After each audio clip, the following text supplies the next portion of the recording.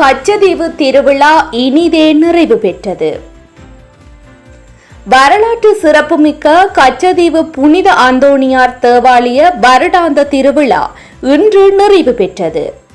இன்று காலை இடம்பெற்ற விசேட வழிபாடுகளை தொடர்ந்து ராமேஸ்வரம் ஆயரினால் திருவிழா திருப்பலியொப்பு கொடுக்கப்பட்டது.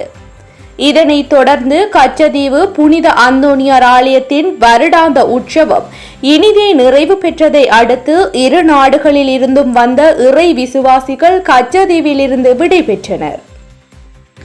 இன்றைய திருவிழாவில் கடற்றொழில் அமைச்சர் ராமலிங்கம் சந்திரசேகரர், யாழ்ப்பாணத்துக்கான இந்திய துணை தூதுவர் சாய் முரளி, யாழ்ப்பாண மாவட்ட பதில் அரசாங்க அதிபர் மருதலிங்கம் பிரதீபன், கடற்படை தளபதி உள்ளிட்ட பல பிரமுகர்கள் கலந்து கொண்டிருந்தனர்.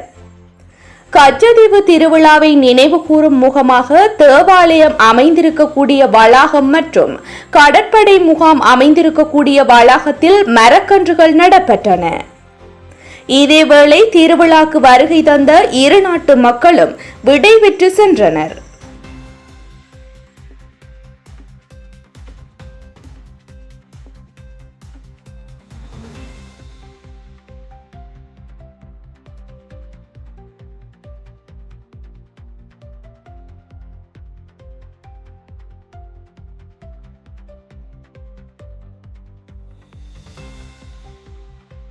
இலங்கை இந்திய விசுவாசிகளின் பங்கேற்புடன் வரலாற்று சிறப்புமிக்க புனித அந்தோணியார் தேவாலயத்தின் வருடாந்த திருவிழா இன்றைய தினம் இனிதே நிறைவு பெறுகின்றது.